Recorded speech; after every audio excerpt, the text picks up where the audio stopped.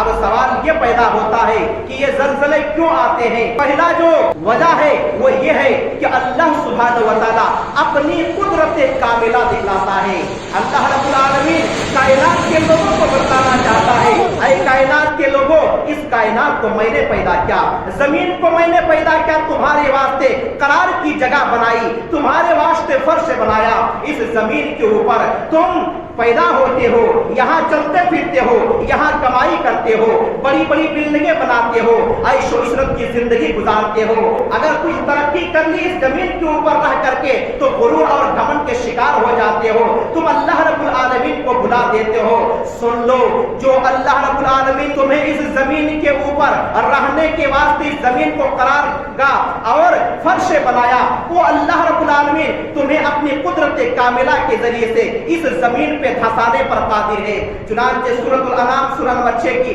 آیت نمبر 65 کے اندر اللہ سبحانہ و تعالیٰ ارشاد فرماتا ہے،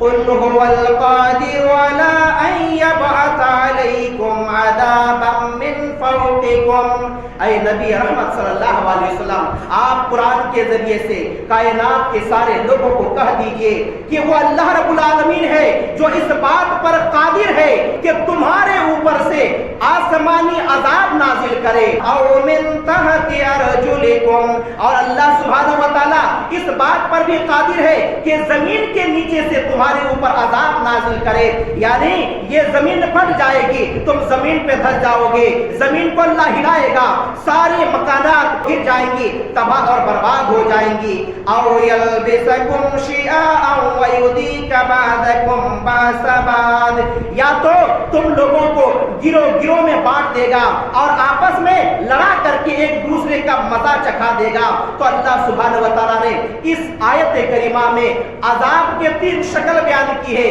اور کہا ہے قدرت کاملہ میرے پاس ہے، میں چاہوں آسمانی عذاب کے ذریعے سے تمہیں ہلاک اور برباد کر دوں، میں چاہوں زمینی ہلاک کے ذریعے سے تمہیں اور برباد کر دوں، اور میں چاہوں تو پھر تم لوگوں کو آپس میں لڑا بھڑا کر کے ایک دوسرے کا قتل و غارت غری کرا کر کے تم لوگوں کو ہلاک اور برباد کروں۔ لیکن سوال یہ پیدا ہوتا ہے، اللہ رب العالمین لوگوں کو ہلاک کیوں کر رہا ہے؟ اللہ رب العالمین لوگوں کے اوپر عذاب کیوں لا رہا ہے؟ اللہ سبحانہ و تعالیٰ نے فرمایا، انظر کیف نصرف الآیات لعلہم یفقہون، یہ میں ایسا کر رہا ہوں تاکہ میری نشانیوں کو تم لوگ دیکھو اور میری نشانیاں دیکھ کر کے سمجھو، اللہ رب العالمین کو پہچاننے کی کوشش کرو، اللہ رب العالمین کی معرفت حاصل کرو، اللہ رب العالمین کی عبادت و ریاضت کرو، اللہ رب العالمین کی اطاعت و فرما برداری کرو۔ اللہ سبحانہ و تعالیٰ نے سورۃ الاسراء سورہ نمبر 17 کی آیت نمبر 59 کے اندر ارشاد فرمایا